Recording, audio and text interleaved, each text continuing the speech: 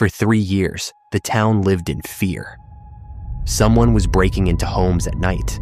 No forced entry, no witnesses, no fingerprints. Only terrified victims found dead in their beds by morning.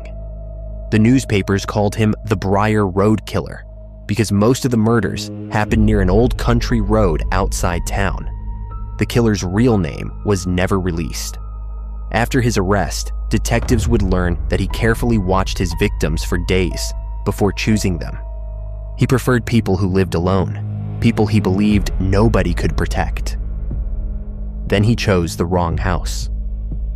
On a cold October night, he parked across the road from a small white farmhouse.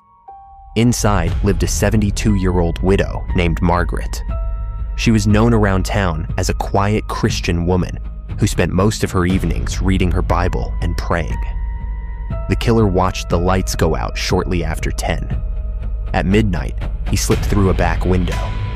The house was silent, perfect. He moved through the darkness with practiced confidence. One more victim, one more name for the newspapers. He reached Margaret's bedroom door. Slowly, he pushed it open. Moonlight spilled through the curtains. Margaret was asleep, but someone else was standing beside the bed. At first, he thought it was another person. A tall man dressed in white. The figure stood perfectly still, watching him. The killer froze. Something was wrong. The room suddenly felt heavy.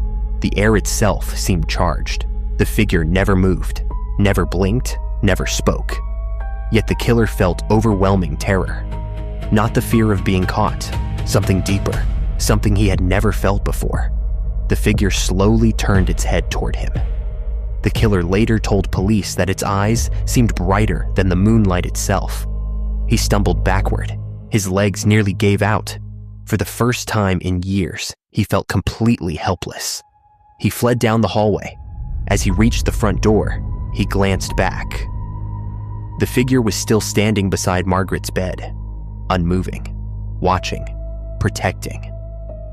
The next morning, Margaret awoke, unaware of what had happened. Nothing had been stolen. Nothing had been damaged. The killer never returned. In fact, he never entered another home again. Months later, he turned himself in. During questioning, detectives asked what made him stop. At first, he refused to answer. Then finally he said, "You won't believe me." The detectives pressed him. He described the farmhouse, the bedroom, the woman, and the man standing beside her bed. Police later confirmed details about the room he could not have known unless he had actually been there. When asked who the mysterious man was, the killer reportedly answered, "I don't know, but he wasn't afraid of me, and I knew I wasn't getting past him." No one can prove exactly what happened that night. Some say it was guilt finally catching up with a murderer. Others believe God allowed him to see something normally hidden from human eyes. Margaret continued living in that farmhouse for many years. She often told friends, "I've never lived alone. The Lord has always been with me."